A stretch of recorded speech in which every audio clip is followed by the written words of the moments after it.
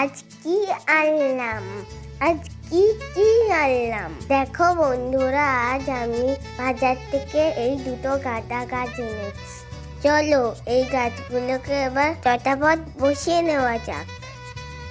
কিন্তু তার আগে তো গাছটা ঠিকঠাক মাটি তৈরি করতে হবে। এখানে মাটি তৈরিতে আমি নিয়েছি বাগানের সাধারণ মাটি, তার ওপর 4 মুঠো ভার্মি কম্পোস্ট দিয়ে দিলাম এবং মাটিটা ঝুরঝুরে করার জন্য 2 মুঠো বালি মিশিয়ে দিলাম।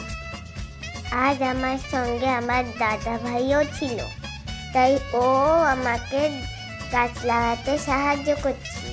আমরা দুজন মিলে মাটিটাকে ভালো করে মিশিয়ে নিলাম। মাটিটার মধ্যে থেকে পুরোনো গাছের শিকড় এবং প্লাস্টিকের টুকরোগুলো বেছে বেছে বাদ দিয়ে দিলাম। পর টবের নিচে ছিদ্রটি একটি পাথরের টুকরো দিয়ে ঢাকা দিয়ে দিলাম, জল যাতে ভালোভাবে যায় তার জন্য পাথর ও খোলামকুচি দিয়ে টবের নিচেটা বিছিয়ে দিলাম। এরপর অর্ধেক টব মাটি ভরাট করলাম এবং সাবধানে গাছটিকে বসিয়ে দিলাম। গাছটিকে টবের ঠিক মাঝামাঝি বসিয়ে আবারও মাটি দিয়ে ভরাট করে দিলাম। ঠিক একইভাবে আরেকটি গাছও বসিয়ে দিলাম।